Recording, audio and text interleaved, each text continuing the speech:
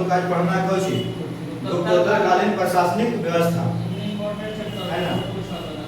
गुप्तोत्तरकालीन प्रशासनिक व्यवस्था पढ़ना है ना। उसमें कह रहा कि पहला क्वेश्चन है गुप्तोत्तरकालीन प्रशासनिक व्यवस्था किस पर आधारित था? संघीय सामंती व्यवस्था पर। संघीय सामंती व्यवस्था पर। गुप्तोत्तरकालीन प्रशासनिक व्यवस्था जो है किस पर आधारित था? संघीय सामंती व्यवस्था पर। संघीय सामंती व्यवस्था पर गुप्तोत्तरकालीन प्रशासनिक व्यवस्था जो है किस पर आधारित था? संघीय सामंती व्यवस्था पर। संघीय सामंती व्यवस्था पर। संघीय सामंती सामंत व्यवस्था एक ही चीज है। कह कि सामंती कह किस आगे किस लेखक ने जो है सर्वप्रथम सामंतों के कर्तव्यों निर्धारित किए थे? बाणभट्ट ने। किस लेखक ने जो है सर्वप्रथम सामंतों के कर्तव्य निर्धारित किया था? बाणभट्ट ने। बाणभट्ट। किस लेखक ने सर्वप्रथम जो सामंतों के कर्तव्य निर्धारित किया था? बाणभट्ट ने। बाणभट्ट ने। किस लेखक ने जो है सर्वप्रथम सामंतों के कर्तव्य निर्धारित किया था? बाणभट्ट ने। बाणभट्ट ने। आगे गुप्तोत्तर काल में किन्हें कर मुक्त पूर्ण प्रशासनिक अधिकारों सहित भूमि एवं गांव दान में दिया जाता था? सामंतवाद को। कह गुप्तोत्तर काल में किन्हें कर मुक्त है ना, कर मुक्त पूर्ण प्रशासनिक अधिकारी सहित भूमि एवं गांव दान में दिया जाता था? सामंतों को गांव दान किसे दिया जाता था? सामंतों का पूर्ण प्रशासनिक अधिकारी सहित भूमि को दिया जाता था सामंतों को। आगे है किस ग्रंथ में मंत्रियों द्वारा रचे गए षड्यंत्रों का उल्लेख मिलता है? राजतरंगिणी में। किस ग्रंथ में जो है मंत्रियों द्वारा रचे गए षड्यंत्रों का उल्लेख मिलता है? किस ग्रंथ में जो है किस ग्रंथ में मंत्रियों द्वारा रचे गए षड्यंत्रों का उल्लेख मिलता है? राजतरंगिणी। किस ग्रंथ में मंत्रियों द्वारा रचे गए षड्यंत्रों का उल्लेख मिलता है? राजतरंगिणी में। किस ग्रंथ में जो है मंत्रियों द्वारा रचे गए षड्यंत्रों का उल्लेख मिलता है? राजतरंगिणी। केंद्रीय प्रशासन के बारे में पढ़ना है। केंद्रीय पदाधिकारी है, इधर उनके कार्य है। महासंधि विग्राहक युद्ध और शांति के मंत्री था। युद्ध और शांति के मंत्री कौन थे? महासंधि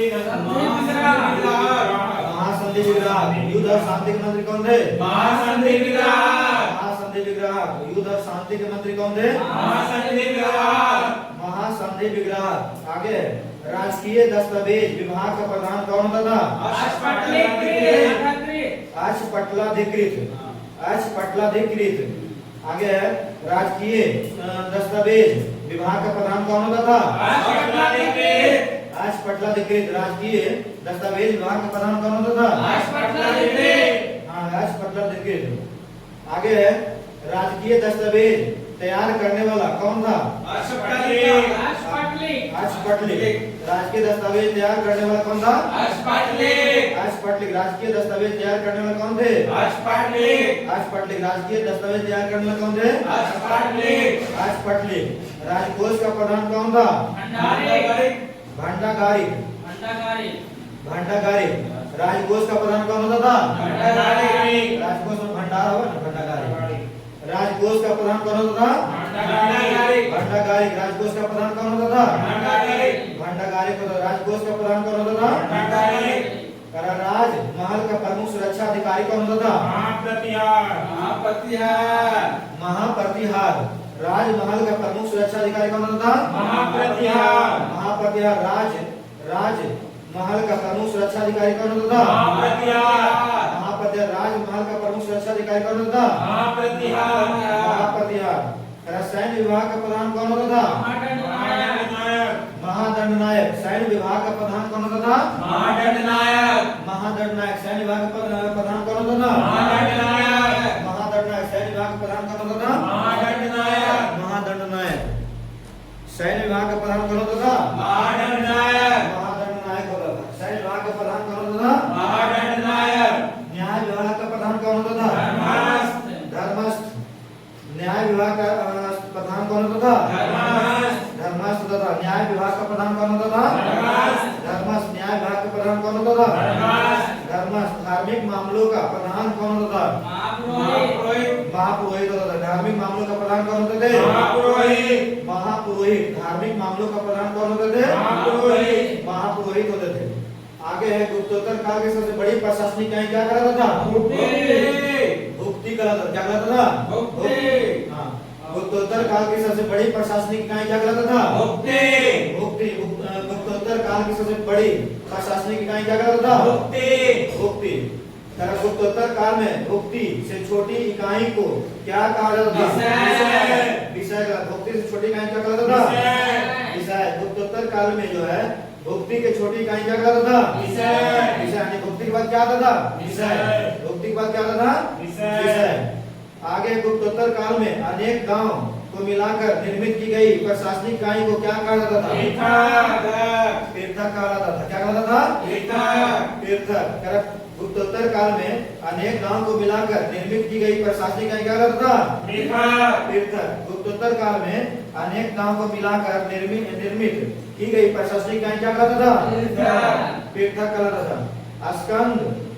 स्कंदक, मार्गनक, प्रस्थ, खलभिक्षा, चोलाक और बैनी क्या था? ये सब घर के प्रकार था। ये सब क्या था?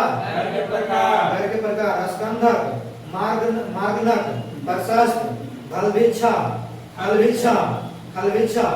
और चोलाक और बैनी सब ये सब क्या था? घर के प्रकार था। क्या था? घर के प्रकार।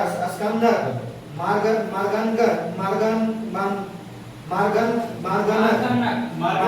मार्गनक, प्रशस्त, खलभिक्षा, चोलाक और बैनी क्या से सब था? घर के प्रकार। घर के बैनी क्या था? बैनी क्या था? चोलाक क्या था? चोलाक क्या था? खलभिक्षा क्या था? खलभिक्षा क्या था? और प्रस्थ क्या था? घर के प्रकार। आगे गुप्तोत्तर काल में तलार, साधानिक एवं साधानिक शब्दावली का प्रचलन किस संदर्भ में किया जाता था? पुलिस व्यवस्था से। किस संदर्भ में किया जाता था? पुलिस व्यवस्था से। गुप्तोत्तर काल में तलार एवं साधनिक शब्दावली का प्रचलन किस संदर्भ में किया जाता था? पुलिस व्यवस्था से। गुप्तोत्तर काल में तलार और साधानिक शब्दावली का प्रचलन किस संदर्भ में था? पुलिस व्यवस्था से था। पुलिस व्यवस्था के संदर्भ में कौन सा शब्द यूज किया जाता था? तलार एवं साधानिक। तलार एवं साधानिक। पुलिस व्यवस्था में सामाजिक स्थिति के बारे में, गुप्तोत्तर काल में सामाजिक स्थिति कैसा था उससे संबंधित प्रश्न है इसमें। अगर किस इतिहासकार ने जो है गुप्तोत्तर कालीन ब्राह्मणों के कर मुक्त होने का उल्लेख किया है? अलबरूनी ने। किसने किया है? अलबरूनी। किस इतिहासकार ने जो है गुप्तोत्तर कालीन ब्राह्मणों के कर मुक्त होने का उल्लेख किया गया है? अलबरूनी। किस इतिहासकार ने जो है गुप्तोत्तर कालीन ब्राह्मणों को कर मुक्त करने का उल्लेख किया है? अलबरूनी। किस इतिहासकार ने गुप्तोत्तर कालीन ब्राह्मणों के कर मुक्त होने का उल्लेख किया है? अलबरूनी। सर्वप्रथम जो किसने वैश्यों को शूद्रों के समकक्ष माना गया था? बुधायन धर्मसूत्र में किस सर्वप्रथम जो है किसमें वैश्यों को शूद्रों के समकक्ष माना गया था? बुधायन धर्मसूत्र में। किस धर्मसूत्र में? बुधायन धर्मसूत्र में। आगे है गुप्तोत्तर कालीन सामाजिक व्यवस्था में अनुलोम जाति को क्या कहा जाता था? द्विज कहा जाता था। क्या कहलाता था? द्विज। अनुलोम जाति क्या कहलाता था? द्विज। अनुलोम जाति क्या कहलाता था? द्विज। गुप्तोत्तर कालीन सामाजिक व्यवस्था में अनुलोम जाति को क्या कहा जाता था? द्विज कहा जाता था। क्या कहा जाता था? द्विज। आगे है वर्ण संकर जाति में कौन सा सर्वाधिक उल्लेख मिलता है?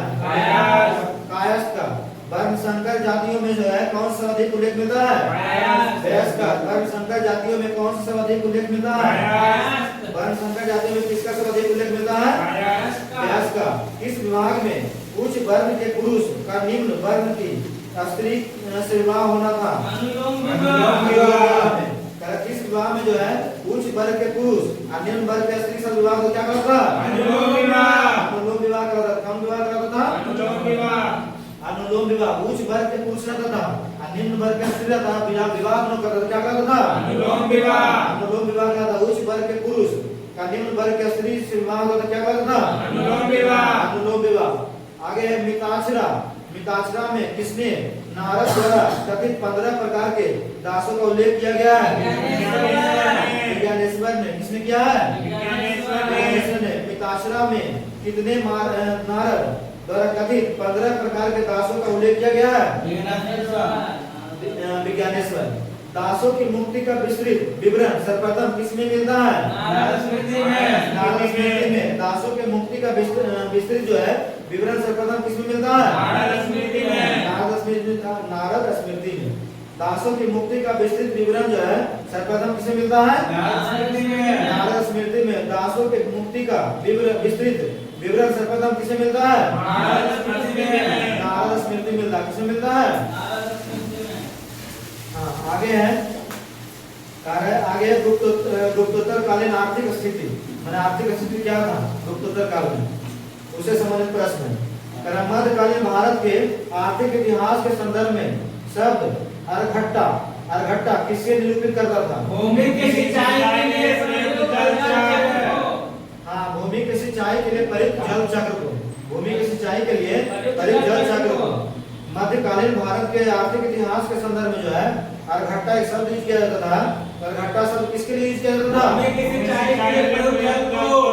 भूमि की सिंचाई के लिए प्रयुक्त जल के चक्र को, है ना? भूमि की सिंचाई के जल चक्र के कौन सा शब्द यूज किया जाता था? अरघट्टा। भूमि की सिंचाई के लिए प्रयुक्त जल चक्र के लिए कौन सा शब्द यूज किया जाता था?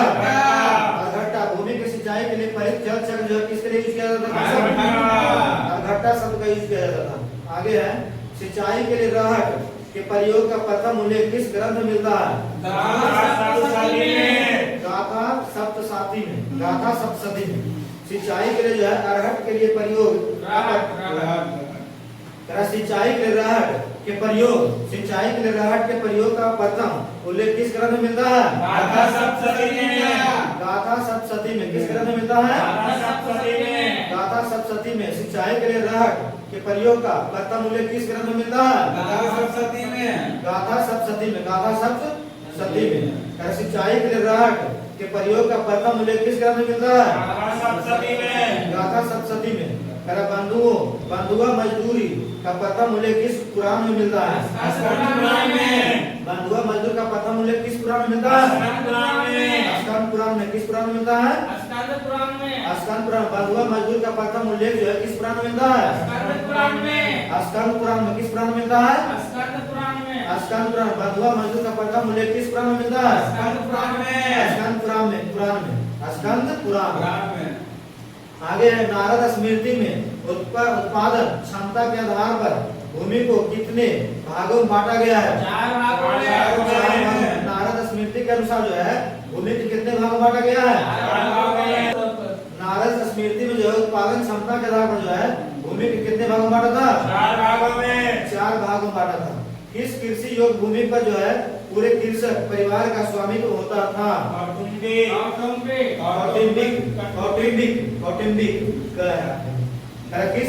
किस कृषि योग्य भूमि पर जो है पूरे कृषक परिवार का स्वामित्व होता था? क्या कहलाता था? वैसा जिस कृषि योग्य भूमि पर जो है पूरे कृषि परिवार का स्वामित्व होता था क्या कहलाता था? कौटुंबिक। जिस कृषि योग्य भूमि पर जो है पूरे कृषक परिवार का वास्तविक होता था क्या कहलाता था? कौटुंबिक। गुप्तोत्तर काल में पौधों के रेशों से बना आगे उत्पादकता की दृष्टि से भूमि का प्रकार। उत्पादकता की दृष्टि से जो है भूमि का प्रकार था। कौन प्रकार था? तो बाहित भूमि एक होता था। कौन भूमि होता था? बाहित भूमि होता था जो बोया गया होता था। जिस खेती पर फसल बोया जाता था उसको बाहित होता था। जिस खेती पर जो फसल बोया जाता क्या कहता था? यानी जो बोया जाता था क्या कहता था? जो खेती भूमि जो है बोया जाता क्या कहता था? बाहित। जिसमें खेती ना की गई हो क्या कहता था? अकृष्ट कहता। जिसमें खेती ना किया हो क्या कहता था? अकृष्ट। जिसमें खेती ना किया गया हो क्या कहता था? अकृष्ट। जिसमें खेती ना की गई हो क्या कहता है? अकृष्ट भूमि कहलाता था। जिसमें खेती ना की गई हो कौन सा भूमि कहलाता था? अकृष्ट भूमि कहलाता था। जो अनुपजाऊ हो जो उपजाऊ भूमि क्या करता है? वो क्या करता है? जो अनुपजाऊ क्या करता है? जो अनुपजाऊ क्या करता है? आगे है गुप्तोत्तर काल में पौधे के रेशों से बना हुआ कपड़ा क्या कहलाता था? दुक्कुल दुक्कुल कहलाता। क्या कहलाता था? दुक्कुल दुक्कुल। दुक्कुल कहलाता। क्या कहलाता था? दुक्कुल कहला गुप्तोत्तर काल में पौधे के रेशों से जो कपड़ा बनता था क्या कहलाता था? दुक्कुल दुक्कुल कहलाता था। गुप्तोत्तर काल में पौधे के रेशे से जो बना हुआ कपड़ा होता था क्या कहलाता था? दुक्कुल। गुप्तोत्तर काल में पौधों के रेशे से बना हुआ कपड़ा क्या कहलाता था? दुक्कुल। हेन सांग की भारत यात्रा के समय जो है सूती वस्त्रों के उत्पादन का प्रसिद्ध केंद्र था। क्या था? मथुरा। हेन सांग की भारत यात्रा के समय जो है सूती वस्त्रों की उत्पादन की प्रसिद्ध केंद्र क्या था? मथुरा। हेन सांग की भारत यात्रा के समय सूती वस्त्रों के उत्पादन केंद्र सब कहाँ जाता था? मथुरा में था। हेन सांग की भारत यात्रा के समय सूती वस्त्रों के उत्पादन का प्रसिद्ध केंद्र कहाँ था? आगे बाण भट्ट में उल्लेखित लाल, तुंज, अंशुक और चिनांशुक। चिनांशुक क्या है? वस्त्र के प्रकार है। बाण भट्ट में उल्लेखित लाल, तुंज, अंशुक और चिनांशुक सब क्या है? वस्त्र के प्रकार। लाल। आगे बाण भट्ट में उल्लेखित लाल, तुंज, अंशुक और चिनांशुक सब क्या है? वस्त्र के प्रकार है। लाल, तुंज, अंशुक और चिनांशुक ये सब क्या है? वस्त्र के प्रकार है। ताम्रलिप्ति एवं सप्तग्राम किस तट पर स्थित भारत के प्रमुख बंदरगाह था? पूर्वी तट पर। ताम्रलिप्ति और सप्तग्राम किस तट पर स्थित भारत के प्रमुख बंदरगाह था? पूर्वी तट पर। ताम्रलिप्ति और सप्तग्राम किस तट पर स्थित भारत के प्रमुख बंदरगाह था? पूर्वी तट पर। उपद्रवी जनजातियों से निपटने के लिए कौन सा अतिरिक्त कर लगाया जाता था? मलक्कर और तुरुकस्क है ना। मलक्कर और तुरुकस्क दंड कर। उपद्रवी जनजाति से निपटने के लिए कौन सा अतिरिक्त कर लगाया जाता था? मलक्कर और तुरुकस्क। मलक्कर और तुरुकस्क दंड। आगे प्रमुख उत्पादक क्षेत्र मलमल, पान, सुपारी और सन सब कहाँ होता था? मलमल, पान, सुपारी और सन का उत्पादन कहाँ होता था?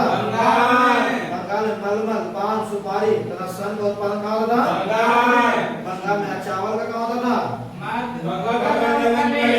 मगध और कलिंग होता था। चावल का उत्पादन कहाँ होता था? मगध और कलिंग होता था। चावल का उत्पादन कहाँ होता था? मगध और कलिंग। गन्ना, अफीम और सीपी का उत्पादन कहाँ होता था? मालवा में। गन्ना, अफीम और सीपी का उत्पादन कहाँ होता था? मालवा। गन्ना, अफीम और सीपी का उत्पादन कहाँ होता था? मालवा में। सूती कपड़ा, नील और चमड़े के वस्तु का उत्पादन कहाँ होता था? गुजरात में। सूती कपड़ा, नील और चमड़े के वस्तु का क्षेत्र कहाँ था? प्रमुख क्षेत्र सूती कपड़ा, नील और चमड़े के वस्तु का जो है प्रमुख क्षेत्र कहाँ होता था? गुजरात में।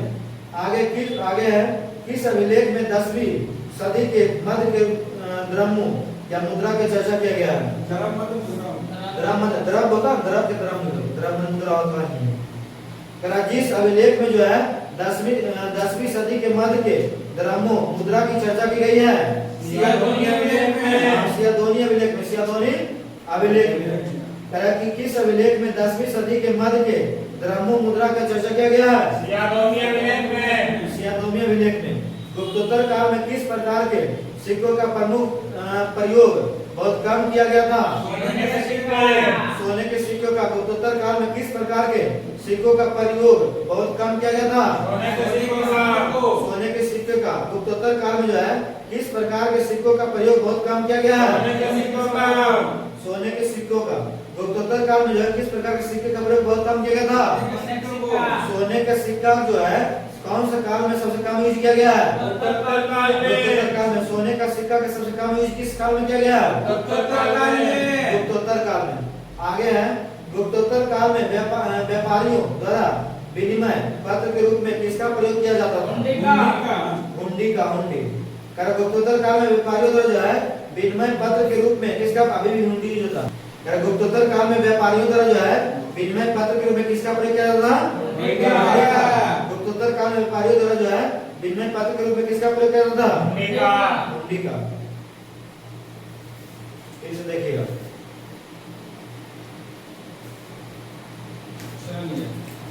करा बताइएगा वन बाय वन। गुप्तोत्तर कालीन प्रशासनिक व्यवस्था किस पर आधारित था? संघीय सामंतक व्यवस्था पर था। हाँ, संघीय सामंतक व्यवस्था पर।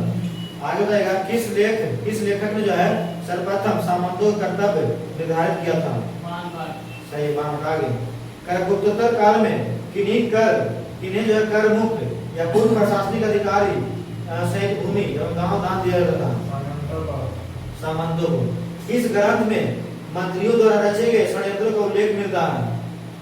कौन सा ग्रंथ में? हाँ, राजधर्मी में बताना है। कर युद्ध एवं शांति का मंत्री क्या करता था? युद्ध एवं शांति का मंत्री कौन क्या करते हैं? कौन से अधिकारी पदाधिकारी होता था?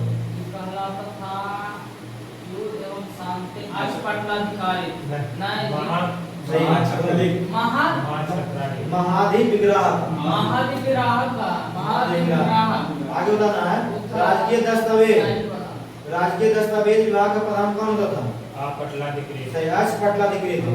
आगे बताना है राजकीय दस्तावेज तैयार करने वाला क्या होता था? तैयार करेगा पत्र राजपटलिक होता है। नहीं तो बोलो तो आज पत्र ना सब लिखना पटलाधिकृत है। राजकीय दस्तावेज तैयार करा था ना, आज पटलिक का था। आगे बताना है राजकोष का प्रधान क्या होता था? राजकोष का प्रधान होता था राजकोष सही बोलो महाप्रतिहार। राजमहल के प्रमुख सुरक्षा अधिकारी महाप्रतिहार क्या होता था? आगे बताना है किनका नाम? सैन्य विभाग का प्रधान क्या होता था? क्या करता था? सैन्य विभाग का प्रधान क्या करता था?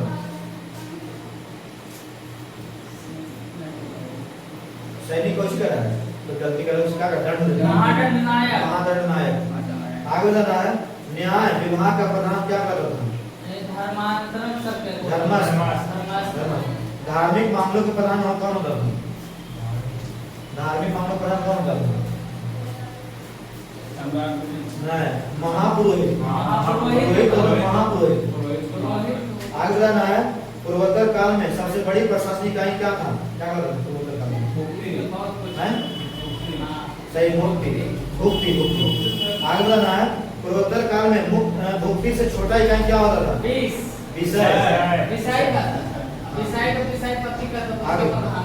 चलिए गुप्तोत्तर काल में अनेक गांव को मिलाकर निर्मित की गई प्रशासनिक इकाई को क्या कहा जाता था?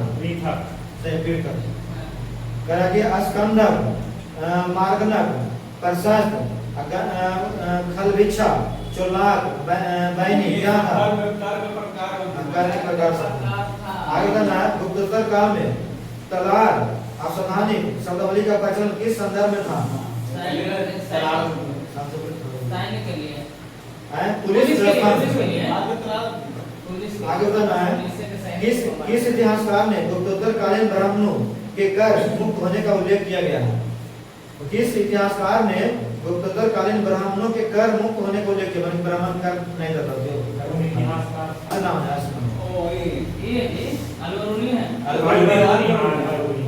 आगे बताइए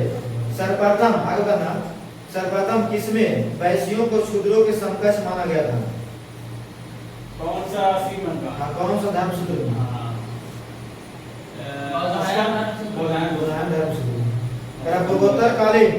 पूर्वोत्तर कालीन सामाजिक व्यवस्था में अनुलोम जाति क्या? गुप्तोत्तर कालीन सामाजिक व्यवस्था में अनुलोम जाति क्या कर कुछ द्विज आगे है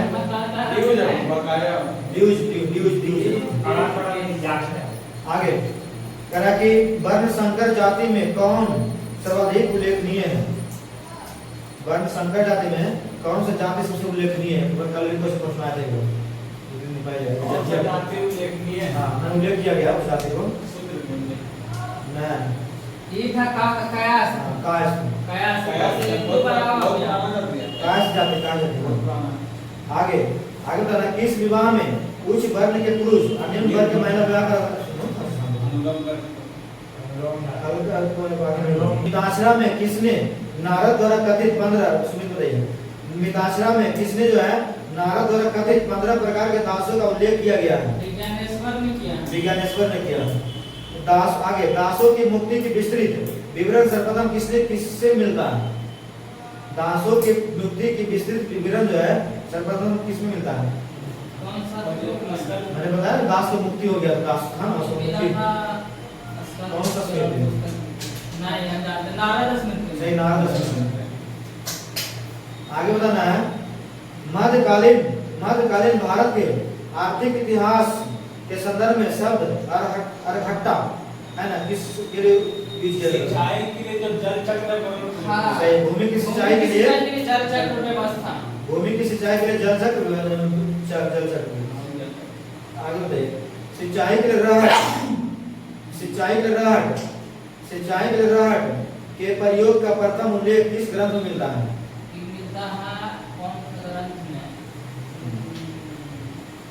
सिंचाई के लिए रहट के लिए बंधुआ मजदूरी का प्रथम उल्लेख किस पुराण में मिलता है स्कंद पुराण आगे बताना है नारद स्मृति में जो है उत्पादन क्षमता के आधार पर भूमि को कितने भागों में बांटा गया था 4 भागों में आगे बताइए किस कृषि योग्य भूमि पर पूरे कृषक परिवार का स्वामित्व होता क्या कहलाता था कुटुंब नहीं आता कृषक परिवार का स्वामित्व क्या कहलाता था कौटुंबिक आगे बताइएगा जो बोया गया भूमि तो क्या कहलाता था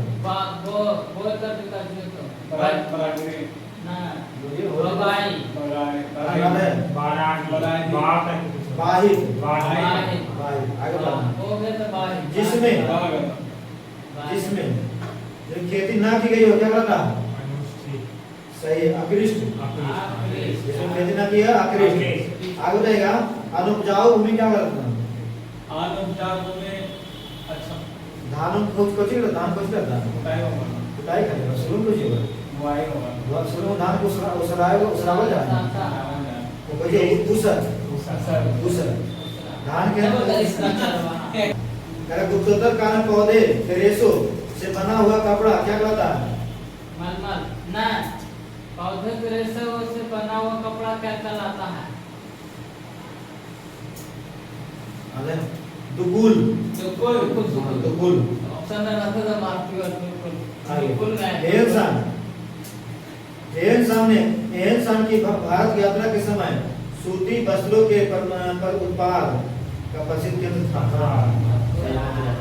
आगे बताना है बानवट में उल्लेख लाल तुंज अयांशु और चीनांशु क्या था वस्त्रों का प्रकार आगे बताना है ताम्रलिप्ति सप्तग्राम किस तट पर स्थित भारत के प्रमुख बंदरगाह था पूर्वी तट पर आगे बताना उपद्रवी जनजाति से निपटने के लिए कौन सी अतिरिक्त कर लगाया जाता था मलक्ष्य सही है मलक्कर और पुरस्कार दंड कर चावल का प्रमुख क्षेत्र क्या होता कहाँ था चावल का था मगध क्षेत्र और उड़ीसा के गन्ना आगे गन्ना अफीम और सीपी का क्षेत्र मालवा सही है सूती कपड़ा नील और चमड़े की वस्तु का कहाँ था सूती कपड़ा भी शायद वही है ये भी सूती कपड़ा गुजरात में कहाँ गुजरात में सबसे ज्यादा ये कपड़ा का काम है गुजरात में कहाँ सूरत का बेचांदा सदी के मध्य के द्रव्यों या मुद्रा की चर्चा किया गया है बताना है सुनिए किस अभिलेख में 10वीं सदी के मध्य के द्रव्यों मुद्रा की चर्चा किया गया है इस अभिलेख में सियादोनिया अभिलेख हम बताते हैं सियादोनिया अभिलेख पहली बार सुने सियादोनिया मस्त क्वेश्चन इसमें समझे करा गुप्तोत्तर काल में आगे बताना गुप्तोत्तर काल में किस प्रकार के सिक्कों का प्रमुख प्रयोग बहुत कम किया गया था सोने के सिक्कों का आगे बताना गुप्तोत्तर काल में व्यापारियों द्वारा